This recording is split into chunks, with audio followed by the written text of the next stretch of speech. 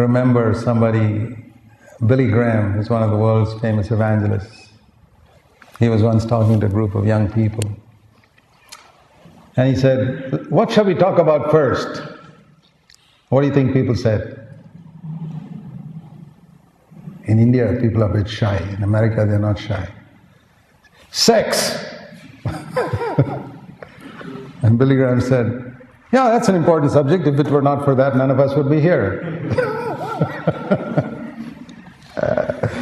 It's true. If it were not for that, none of us would be here. I asked the Lord many years ago a question about it. When I say I asked the Lord, means I asked Him in my heart and I got the answer in my heart also. I said, "Lord, why is it that you have allowed," God is the one who made us, right?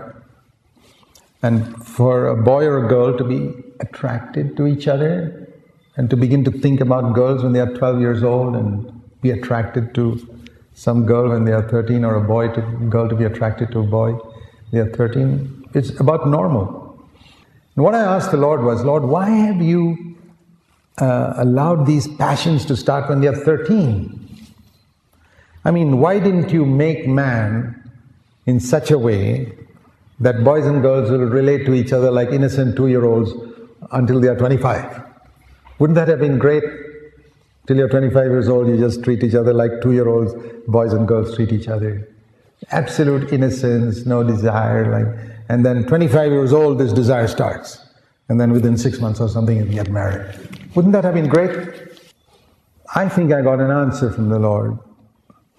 The Lord said that as for the answer I got in my heart, was that He wanted us in our young age to fight this. To fight it and fight it and fight it. If you fall, get up and fight it again. You fall, get up and fight it again.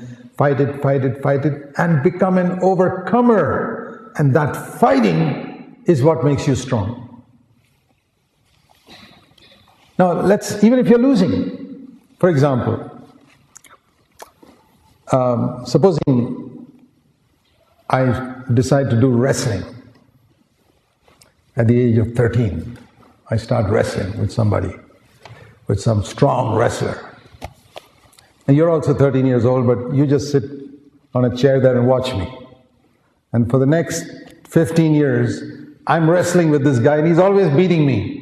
Okay, but I'm wrestling and I'm wrestling and I'm wrestling and he's always defeating me, but I'm going to wrestle with him every day. And you just sit there in that easy chair and eat potato chips and get fatter and fatter and fatter while I'm wrestling with this guy. And every time in this wrestling match, I lost. Tell me at the end of 15 years, who'll be stronger, you or me? Me. Even though I lost in every wrestling match? Yes or no? Yes. Why? Because you never entered the ring. And even though I lost, I was still fighting. And the very fact that I was exerting my muscles against that guy made me strong. Got it? What I want to say is, don't get discouraged if you lose the battle against sex. Frequently. What I want to say is, keep fighting. Keep fighting. Keep fighting. If you give up and say, I'm going to just sit in the chair and eat donuts and potato chips and watch television all the time, you're a loser. Don't be like that. Stay in the ring and say, I'm going to fight. If I lose, I'm going to get up, fight again. You'll be a strong person in this area by the time you're a marriage person. And I tell you, you'll have a very, very happy marriage. Even though you can't even count the number of times you lost this battle sexually. I hope that's an encouragement to you. Most men lose the battle in the sex area numerous times, so many times they can't even count. It's true of every single boy and every single young man. So don't get discouraged thinking you're the only one like that. You're not the only one. You're one like everybody else. You're perfectly normal. In fact, if you don't have strong sexual desires, you probably need a medical checkup. Yes. It's perfectly normal. But fight the battle. Fight the battle. Don't listen to the lie of the devil saying if you yield, you'll enjoy. No, you're not going to enjoy by yielding. Fight the battle. Fight the battle. Go at it. And I don't know how it is with girls, but I'm sure you also feel attracted towards boys, and you've got to be very careful because as you grow older, you have more to lose in this area than a boy has. A girl has a lot to lose. One time you make a mistake, you ruined your whole life. That's not true of a boy. You've got to be extremely careful in friendships and also attachments, Boys, the world is full of boys who try to take advantage of girls. And if you're one of those innocent girls who believes that every boy is a holy angel, you're living in another world. It's not true. Most boys are crooks. They're out to get you. So be careful. That's what I say. And I want to tell you something about images. You have images in your mind that come through television, videos. You can never take them out of your mind.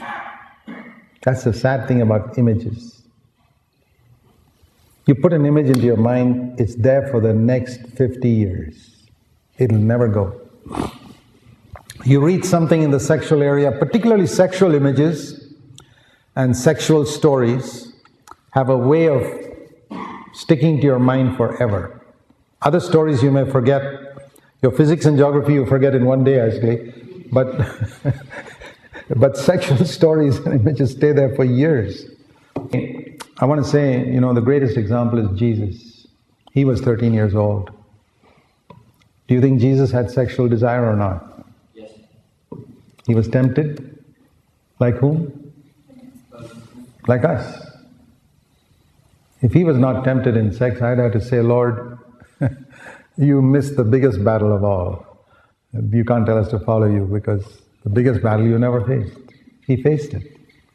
He overcame it when he was 13, he overcame it when he was 14, 15, 16, 17, 18, 19, 20, 21, 22, all the way to 33, fought it and overcame it. And it wasn't fighting it all the time because these battles get easier and easier as you keep fighting it. And by the time he was 30, you could have a woman come and wipe your feet and he's not even tempted. You can come to that place of purity if you fight the battle. So Jesus fought a battle and he's your example. Whenever you're tempted, think of Jesus. Lord Jesus, you were also 15, 16, 18 years old once upon a time. How did you handle it? Think of that. I used to think of that many times. Lord, when you were in Nazareth and you were tempted, how did you handle it? I want to follow you. You're my example. So, what shall I say to you young people? Stick at it. Don't give up. Stick at it. It's worth it in the long run.